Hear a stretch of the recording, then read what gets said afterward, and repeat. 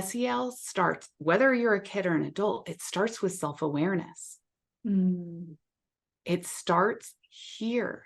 When you are self-aware, you receive others in a whole different way.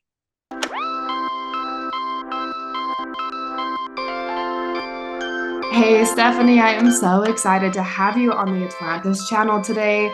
Stephanie has 20 plus years of experience as an educator. She has 18 years of experience as a mother. You have a master's degree in curriculum and instruction, an academic coaching certification. You were the teachers union president for a brief stint. Like, I'm going to do the whole list here. You've been Do it. through a divorce. You've been through several drafts of rewriting your life, and you are currently finishing your PhD. And it looks like what you're doing is researching the impact of teacher emotional and relational health and authenticity on teacher and student relationships, which you were just saying, like, you're in the depths of writing your dissertation on, right? I'm deep. I'm deep You're in deep. it. You're deep in it. And on top of all of that, I know this because I'm in it with you, is you have been becoming certified as a breathwork facilitator, like on top of all of that. That's It's amazing. just so funny where your path lands you. And Yeah.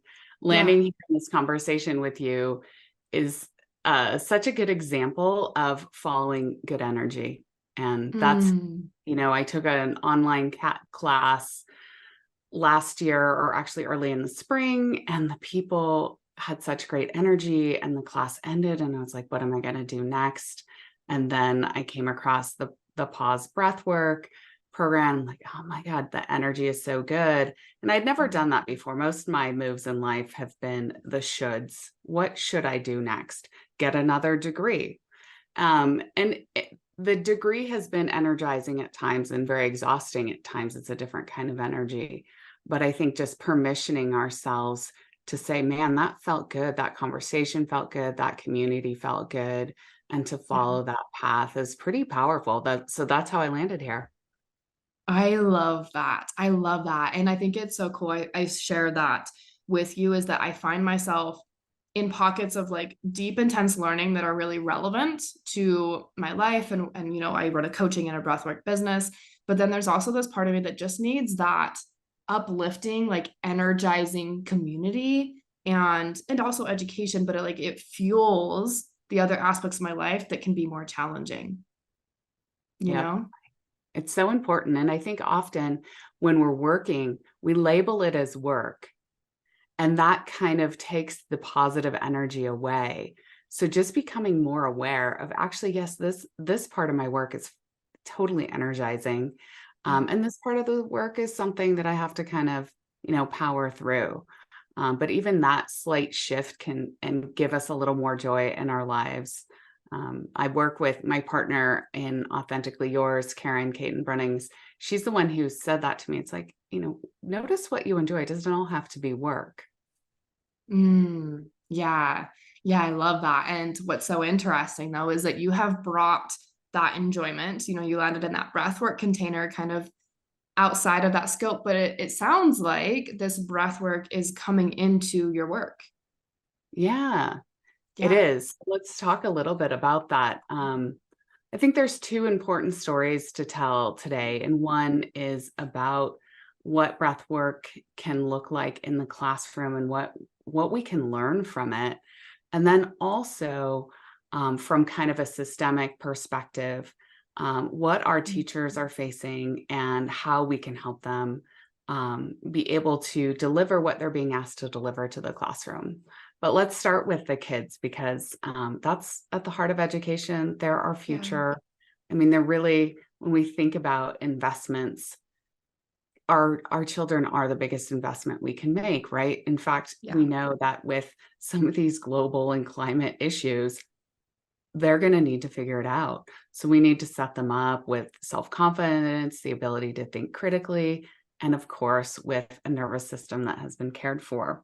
So I wasn't even sure with the breathwork class what I was going to do with it. I really just stepped into it towards personal growth.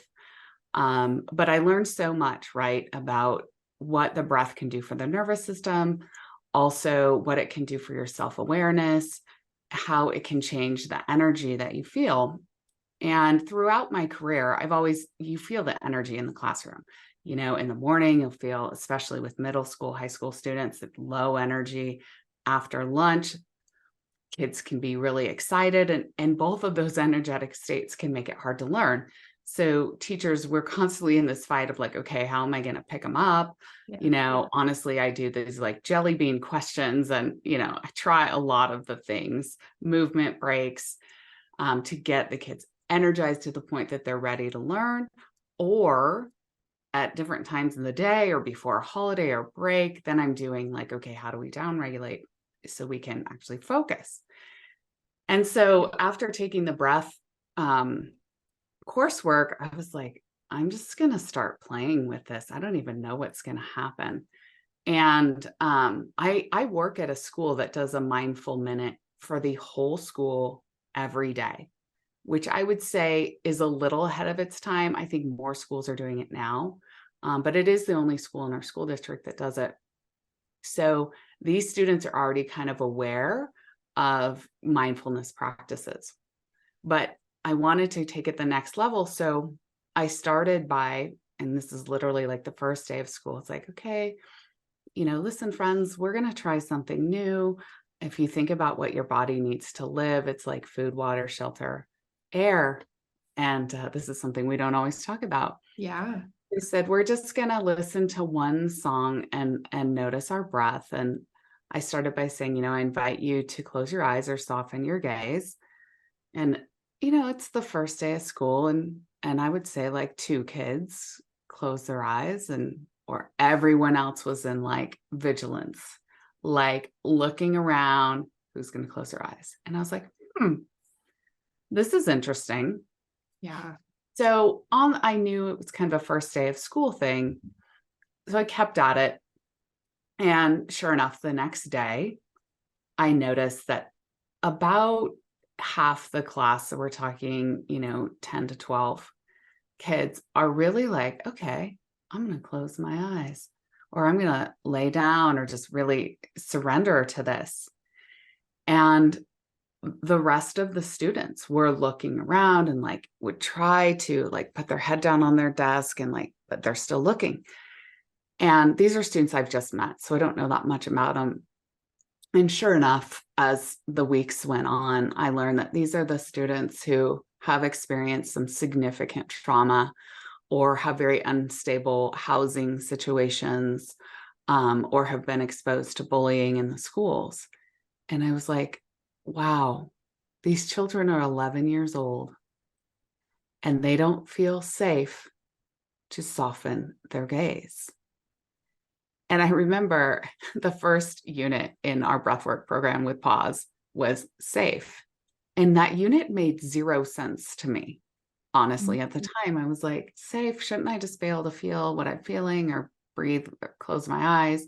And I'm very good at shoving my feelings under. So I had no idea it actually is a safety issue and just feeling safe to let it go. But safety to soften the eyes, safety to go inside, safety to stop looking for the threat. Yeah. And I really was so surprised by the students and how well it lined up with what I knew about what was going on at home. So we keep breathing. And essentially what I do, if there's any educators out there who have some breath awareness, I put on 1 or 2 songs. So I'm talking like 2 to 7 minutes. And I first started with just noticing the length of the inhale and exhale, noticing the feeling of the inhale and exhale, shifted towards maybe getting into a 5 count, that pacing, 5 in, 5 out. And then now I just kind of play with it. And so yesterday we just played with like, what happens if we just breathe into our belly for almost the whole song? Like, can we just keep the chest still? Which we learned that we can. And then at the end, breathe into the chest and into the heart. And what we all noticed is when we brought the breath up, we got taller, we felt better, we felt stronger. And the last practice that I just started doing a couple weeks ago that has just been very powerful, and I'm finally seeing, I would say, almost 100% softening of the gaze, is I asked the students to write on a sticky note the things that squeeze on their heart or make them feel really sad or elevate their nervous system, make them angry, put them in a state where it's hard to learn. And it was interesting because in previous asks about what's going on at school, I didn't get that much participation. But because this was kind of anonymous, I have this bowl that's brimming with sticky notes. And I told them that, when we do breath or mindfulness, it's not necessarily only for that moment. It's for the next moment. It's for the moment when you go to the lunchroom and your friends are sitting at a table that's full and you don't know where you're going to sit. It's for when you hear a rumor that went around behind your back. I'm talking about middle school students. They often mention instability with their parents or a sibling. And so we have this bowl of sticky notes, and now I just say, today we're going to breathe for those times when, and I read their writing, which is all anonymous. And what I've noticed now is like this feeling of, yep, I'm in. And even if I can't totally soften my gaze, I'm going to play with the breath. And so that's been so fun. It's been really, really rewarding to just watch them surrender a little bit to the practice. Wow. Can I ask you a couple questions about this Sure. experience? Okay, so this is amazing, first and foremost. I am just soaking it all in. And one thing I'm curious about is with that concept of safety. I don't even really know how to articulate this question, but it's almost as if you yourself created a safe environment in your classroom, right? Absolutely. But then, of course, because of their experiences and where their nervous system is, like they're not going to feel safe, like right off the bat, even though you've created this really safe environment. And so I'm curious with that concept of safety. Could you just speak to how it is you consistently showing up in that energy that then over time creates that sense? Sure. Does that make sense? It's so important that you bring that up. And first Yeah. of all, some students show up to school feeling pretty safe because their experiences have been really positive. Yeah. So it's not only what's going on at home, but a few kids show up and they're like, oh, I love school. Learning isn't that hard. There might be a couple moments of frustration, but essentially this is a place of success for me. Yeah. And other students show up with like, what am I not going to understand? What's going to go over my head? My handwriting doesn't look like the other kids, or I'm not reading the same books as the other kids, or I'm pretending to read, or, so kids are showing up with different already senses of school and feeling safe at school. And then I'm just another being in that. And your point's so important because I've always been a passionate educator, but my energy always hasn't been as calm or as open to other people's experiences as is helpful. So, for example, I came to education because I was very much about like education is an empowerment tool, right? So if you were in a family situation where your family wasn't able to achieve their dreams, like here's a tool. Let's get you a degree. Let's get you into a good job, which we now know that degrees were certainly useful at some parts in our economic system, and maybe not as much anymore, not as big of a guarantee of success. And also they're very costly, right? But, I started teaching 20 plus years ago and I was like, okay, I am going to do whatever it takes to get these kids these academic skills so they can go on and, do well in high school and go to college. And that involved a tremendous amount of pressure. In every class, you're going to have kids that are 5, 6 grade levels apart, right? So you're going to have kids that are really accelerated and kids that are really behind. And here I am trying to get them all to meet a standard. And my energy, while I feel like it was compassionate to a certain degree, it was stress. My energy was a stress.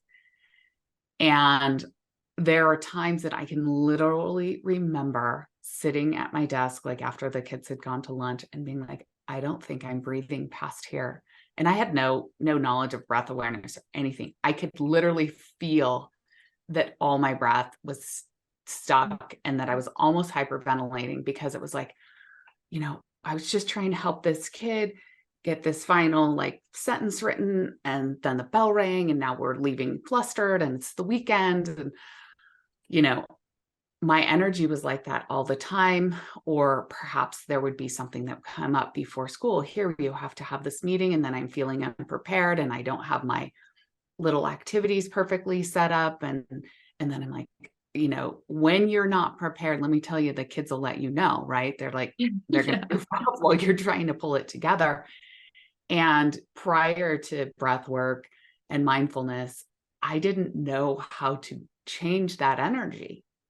So what do you think I gave right back to them? Let's go. I would bring all my flustered pre-morning jam, I'm too busy, right into the lesson. And that's real. Yeah. And that kind of brings us to that other conversation that we were going to have, is that, you mentioned that you had worked on a program for emotional health for teachers and it didn't gain a ton of traction. And that's because we have yet to prioritize humanity in education. And we are only prioritizing achievement. And we're actually forgetting that it's humanity that makes us incredible learners, that people will learn. If you look at humans, we learn no matter what. There are children that figure out how to read without ever going to school. Not everybody. And we just learn. Look at what we've produced. Give us necessity. We will find something that we can create.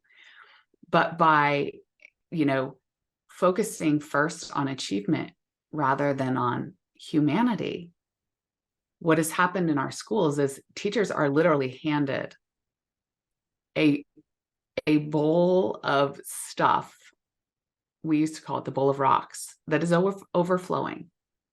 There is way too much to do every day to take care of yourself, to say, the first priority is the energy I'm giving. Am I just in a positive place? Right? And there's not a day that I don't go home and say, I could work for 24 hours straight for like 2 weeks and then maybe have it all done. So we're constantly making choices like, what am I going to do? And what am I not going to do? Yeah. And some teachers are making the choice to like step into the self-care and noticing how that helps. And it's totally awesome. One of the first things I noticed when I started doing more yoga is when I would get kind of flustered in class, that I would go to the breath. I'd be like, okay. Or we would all do yoga. It's like, you know what? Yoga feels great. Let's bounce and do that. But on the other hand, the more we continue to add, testing and new curriculums and asks of the teacher, and the newest ask is really awesome. It is implement these social and emotional programs. Yeah. It's great. Yay. Hey, but which rocks are you going to take out of my bowl so I have room to do this? Yeah. Because when we have the mindful moment at our school, I can guarantee that half the teachers are just working. They're like, oh my God, the kids have to do the mindful moment. I can probably get 3 papers graded right now. Yeah. right? Yeah. And what is that showing the kids? That Yeah. that adults don't need this, right? And then that energy, who can relax? Like the other thing I would say is any kind of mindfulness or breath practice with other people, right? We have to put ourselves in an energetic resonance. They can feel us. So when I'm Yeah. breathing with the kids, I'm very audible. I'm walking right next to them. Right. And that's how I get the kids that aren't really doing it. I just stand over there. And somehow it starts happening, right? Yeah. People start breathing with you. There's that co-regulation. Mm. Yeah. And I would love to add something when you're talking about those rocks in the bowl, right? And in my experience, mindfulness and breath work, if I feel like in my own way, because I'm not a teacher, but I understand that, right? And if I feel like there are so many rocks in my bowl that are overflowing, and I sit down for a mindfulness or breathwork moment, what that moment does is just like screams at me all of the things I should be doing. Like it almost even overwhelms me more Mhm. because I am just immediately like my mind is quiet and all of a sudden everything pops up that I need to be doing, right? Yeah. And so what is your solution? This is like a huge problem, right? I But I love would love to this. know. One, number one, self-compassion. Yeah. So I definitely struggle with mindfulness. And often when I do a meditation, I just start planning my day, which Yeah. is right the opposite, right? I'm not in the Yeah. moment. And so if I'm able to come back to one or two breaths that I'm noticing my breath or that I've cleared the mind of thought, I'm just like, you're amazing, Stephanie. Great job." Um, the other thing I think that keeps me going is the change in energy that I've become sensitive enough to feel. Yeah. And that isn't going to happen right away, but like how just noticing how I feel after with my energy Yeah. or the energy in the room. And so it's kind of like, when you first start to exercise and you're like, oh my God, this sucks. And it's every step is painful. And you're like, oh my God, I was going to go for a 20-minute jog and I'm 7 minutes in and I'm dying. Right. And we don't want to do it again. But what I try to do is just focus on the feeling after. What do I feel Mm. like after? But number one, it's just self-compassion that like if I'm taking 2 deep breaths, that's better than zero. Yes. If I'm mindful for 30 seconds, it's better than zero. Yeah. And I would love to relate that back to, your experience with these students is actually, can you give me like a time frame? Was it like 6 weeks or what was that time frame where you start to feel the more than less like really relaxing into the practice? I started to feel it at about 6 weeks. We're at Okay. 10 weeks now. And I want to say just this week, it was the first time that all of them, everyone in both classes Mm. engaged in the kind of the surrender of I'm Wow. going to soften at least there was no vigilant glances, Yeah. like what's going on. Yeah. Okay. So we're 2.5 months in, right? Mhm. And I think this is really, really key here. And 2.5 months of are they in your class 4 days a week? Five Five days a days. week? Okay, five Mhm. days a week. So we have 2.5 months of practicing this 5 days a week.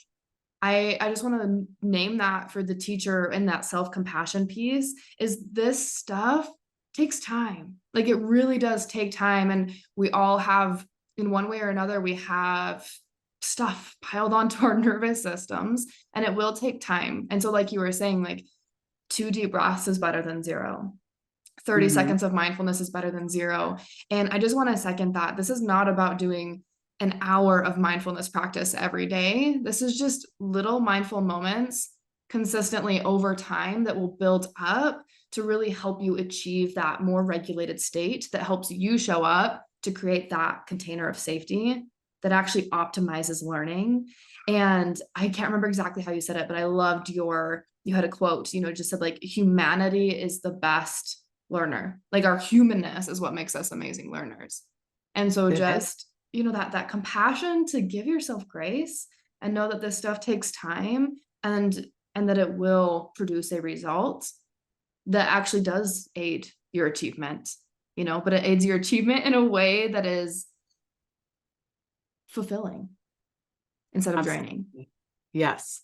We don't learn well when we are afraid. Think Yeah. about anytime you're afraid or upset, you don't do anything well. You don't do the dishes well. You don't nothing because your mind is here.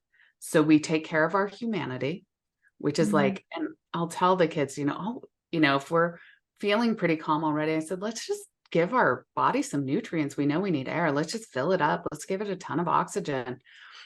And okay, fine. We're just feeding the body for a few minutes. The other technique I would offer is just to use music. Because for people who are kind of reticent to like accepting a mindful practice, it's like, we're just going to kind of get in a breathing jam with this song. Let's see how that goes. Yeah. And so I think there's a level of less intimacy there where you can just be like, I'm just going to enjoy the music. Yeah. Yeah. And that's mindful in and of itself, right? It's that moment of pause in which things can come up. Yeah, Yeah. super important. Yeah. And I'm curious, can you speak to someone who's like, I can just kind of see somebody who's watching this and they're like, yes, I get this. It makes sense, of course, but there's also resistance there. And maybe that resistance is, that systematic resistance of, I just don't have time and there's a lot of pressures. But also maybe that resistance is like, this seems a little bit weird, or this seems a Mhm. little bit spiritual, or I don't know, like they just have some bias towards breath work that is, rightly come by. But what would you say to that person who is resistant to using breath and using mindfulness to create this result? First of all, I totally understand it. I am the Yeah. teacher who has been like, we don't have time for this. Are you kidding me? Yeah. And so I understand that. And I also understand when it feels like, how could this really work when we've learned so many other kind of technical applications, or, how to have classroom routines. And so what I would first say is to just start with yourself, right? So everything I bring to my breath work with students, it's really just from my experiences. I had a really big emotional experience this past weekend, and I forgot about the breath for a good many hours until I was like, oh gosh, I am so angry and upset. I feel like I have some tools for this. Took me hours. And so then I came and I just found a little breath, did it. It was like a 5-minute practice starting there. So any person who's like, I don't know if I want to, it takes a lot of courage to say, hey, we're going to do something that most people don't do in Yeah. class. And there's a level of intimacy. So start with yourself. And what I would start with is just the physiological side, and just say, you know what? And take yourself out of the equation. So we're going to watch this video together. Huberman does like a 2.5-minute overview of the physiological side, and he sounds very scientific. Take all the woo-woo out of it. Yeah. And you're like, I'm going to try doing 3 physiological sides a day. You feel free to join me. Invitation to join. See what happens. But the first thing that teacher then needs to do is say, ooh, what did I notice? I noticed, oh, my face was a little less tense, or I noticed my shoulder soften. So that's the really important thing. And this sounds terrible, but like, I kind of want to wring the necks of the people who make decisions like, hey, we're going to do this SEL program for students, because SEL starts, whether you're a kid or an adult, it starts with self-awareness. It starts here. When you are self-aware, you receive others in a whole different way. And teachers are notorious achievers and perfectionists. That's why we went back to school to hang out, because it was a great place to get Yeah. pats on the back. Yeah. And we need to bring awareness to what created that achievement and where is it hurting us? And where is it maybe even hurting our achievement? Right? What are we scared to do because we don't do it perfect? So it's like taking time to become more aware of yourself so that you could say, oh my gosh, we did 3 physiological sighs and I just noticed my neck is so much more relaxed. Or I just noticed that I stopped stressing out about that meeting I have after school today. I'm able to kind of focus on you. Whatever. Start with yourself is what I would say. Yeah. Okay, that's so good.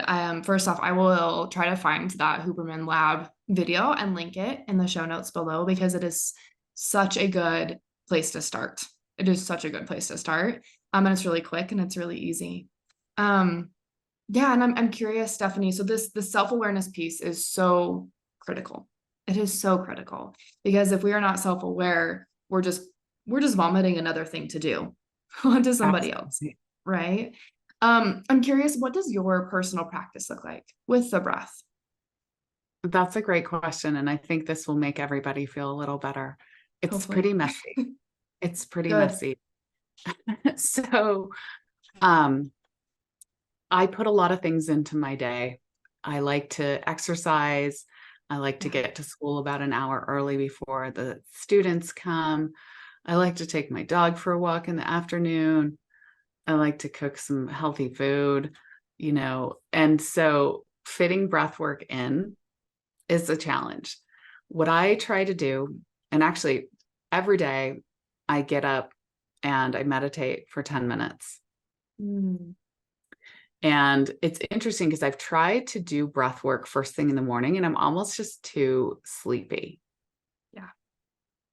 And then the other thing that I do is before my students come in, or even before I've started, I notice that I do it like I'm meeting a friend, or it's become more often.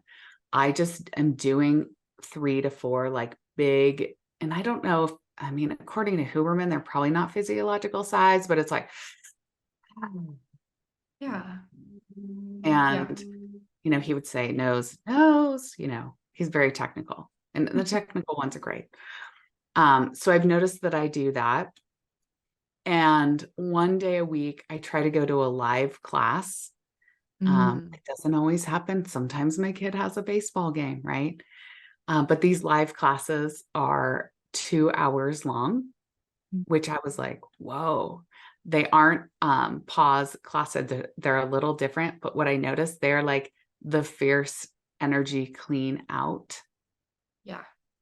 And then I'm not going to lie, like if I've had a bad day, I just use the app and I just do like a 5 minute, or I'll pull one from pause and just literally I'll skip everybody's like, hi, how are you? And I will. Yeah. So, my biggest routine, but I would say, honestly, now that I do it every day with my kids, I'm getting like 20 minutes a day where I am really focusing on my breath. So I am so far from a perfect person of routines. But breath is such an important part of my life. And like I said, I had a really challenging emotional weekend. And the first thing I did was like sign up for every little breath thing I could find. Yeah. And I'm gonna be okay. Like I know Yeah. it's like something I can lean on. I know it's there for me. Yeah.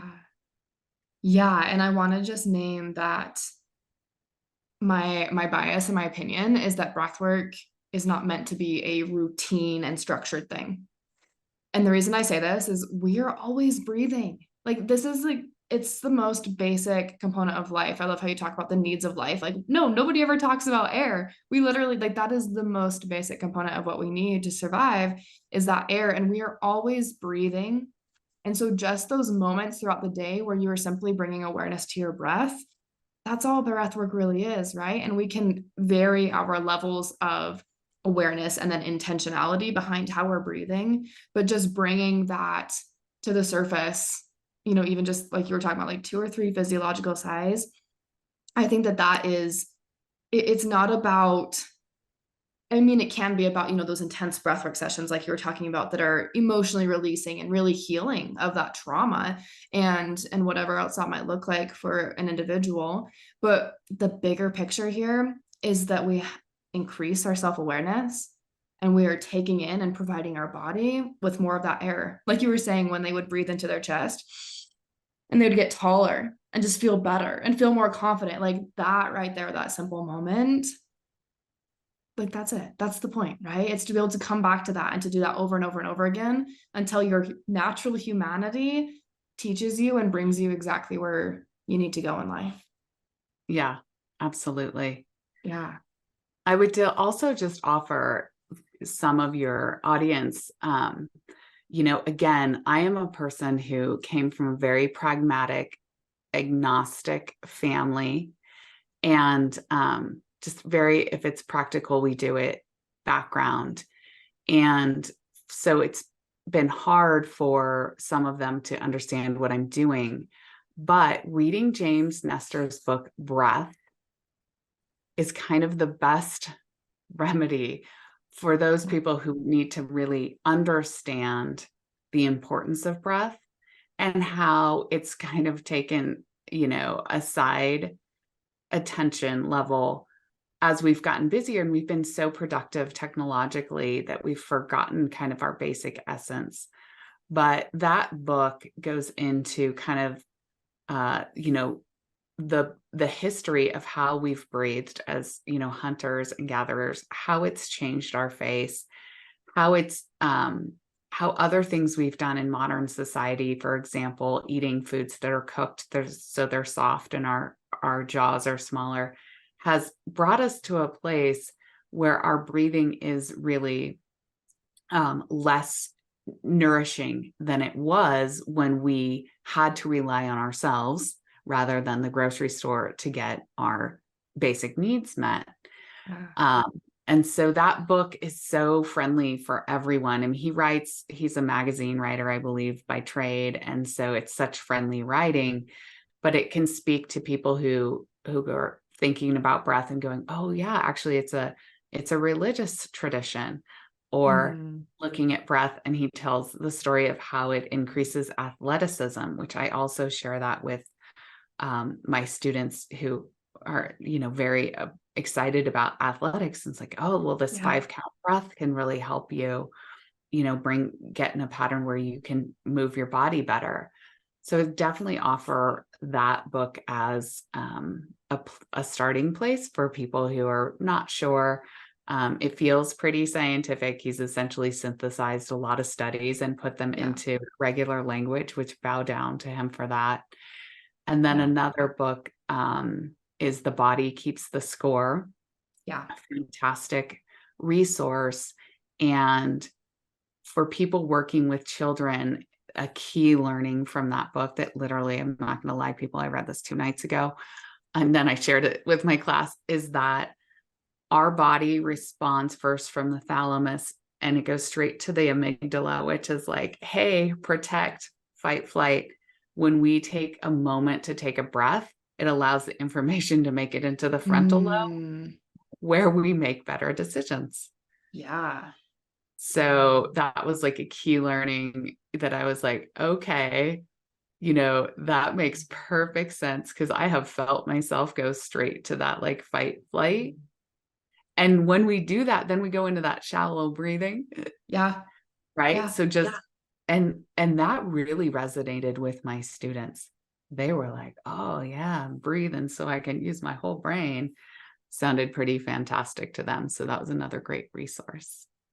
Yes, that is so good. I read both those books and I will be sure to link those below as well because they are fantastic resources.